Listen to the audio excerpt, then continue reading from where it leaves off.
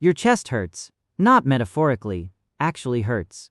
You lost someone, and now your ribs feel tight. Your stomach is hollow. Your arms ache with nothing to hold. You tell yourself it's just emotional, but your body disagrees.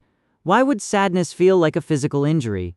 The real answer is far stranger than sadness. Grief is not an emotion your brain invented for funerals. Grief is a survival system. It is hundreds of thousands of years old, and it was never designed to process death. It was designed to bring you back to your tribe. Start with your body. When someone you love dies, your brain doesn't file it under sad thought. It files it under physical threat.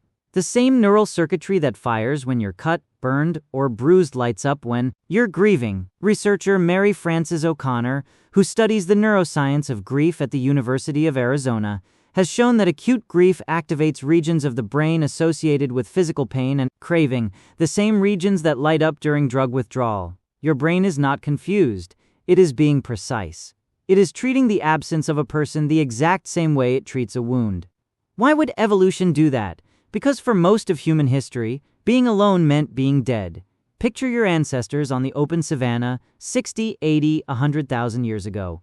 No walls, no locks, no weapons stronger than sharpened wood. A human being alone out there was slow, weak-clawed, and easy to kill. Survival did not come from individual strength. It came from the group. The tribe was your immune system, your alarm system, your food security, your childcare. To be separated from your people was, quite literally, a 5-alarm emergency, so your brain built an alarm for it. Psychiatrist John Bowlby spent decades studying this exact system. He called it attachment, and he argued that the bond between people is not a soft, poetic thing. It is a hardwired behavioral system, as biologically real as hunger or thirst, built to keep you physically close to the people who keep you alive. When that bond is threatened, the system does not whisper. It screams. That scream has a name in neuroscience. Researcher Jacques Panksepp called it the panic drive system, one of the core emotional circuits shared across mammals. Separate a baby monkey from its mother, and its brain fires this same circuit. Separate a human infant from a caregiver, and you get the same alarm. It floods the body with distress signals meant to do one thing only: bring the missing person back. Here's the twist. That system cannot tell the difference between temporarily lost and gone forever. Your ancestors' brains evolved in small bands where people rarely vanished for good. If someone wandered off, got separated during a hunt, or fell behind on a migration, the alarm system's job was simple. Make the separation feel unbearable enough that you'd do anything to reunite. Cry, search, call out, refuse to settle. That system worked, because most of the time, reunion was possible. Death breaks that logic completely. When someone dies, your ancient alarm system does exactly what it was built to do. It searches, it aches, it refuses to accept the separation. You find yourself listening for their footsteps, reaching for your phone to text them, turning to tell them something before remembering. This isn't weakness. This is a 100,000-year-old tracking system doing its job with the wrong input. It is looking for a person who can be found. It just doesn't know yet that this time, no reunion is coming. Grief researcher Colin Murray Parks described mourning as a form of separation anxiety in adults, built on the exact same machinery children use when a parent leaves the room. You never outgrow the system. You just get better over time at teaching it the truth, and that teaching process is physically exhausting, which explains something else about grief. Why it makes you tired in your bones, why your appetite disappears, why you can't concentrate. Your body has entered a threat state. Cortisol rises, sleep architecture changes, immune function dips. This is not you falling apart.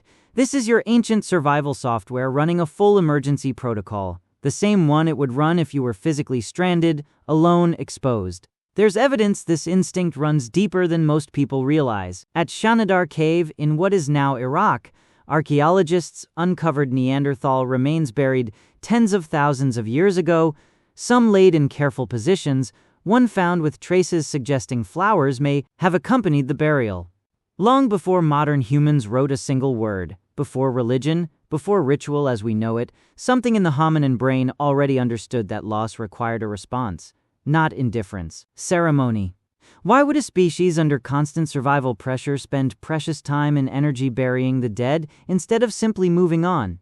Because moving on wasn't optional.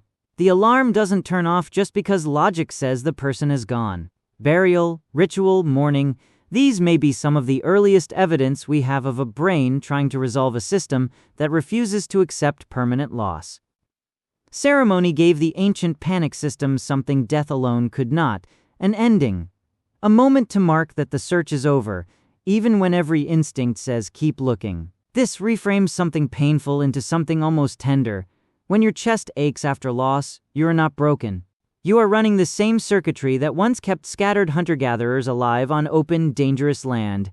Your body is trying to protect you using the only tool it has ever had. Make separation unbearable enough to fix it.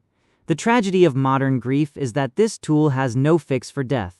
You cannot search hard enough, want it badly enough, or love enough to reverse it. And your ancient alarm system does not know that. It just keeps ringing, because for most of human history, ringing worked. So what do you do with an alarm that cannot be answered? You let it ring, and you let time do what instinct alone cannot. Neuroscience shows that grief doesn't disappear because you stop caring.